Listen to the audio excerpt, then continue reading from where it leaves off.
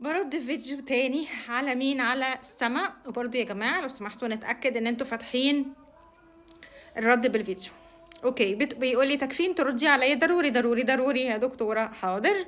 انا ولد 14 سنة بالظبط، وطولي في 9 2024 175، وفي 2 25 178، وطولي حاليا 180، وأبي 177، أمي 159. هل ممكن طولي يبقى 190 أو ممكن يكون إيه طولي؟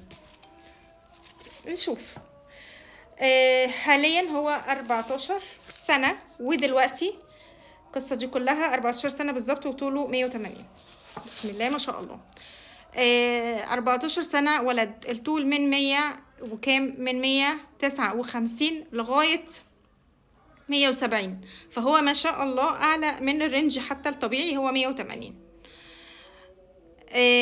14 سنة ولد، لسه مرحلة ان انا اطول وازيد في الطول ممكن لسه موجودة. هل ممكن يزيد طولي اوصل 190؟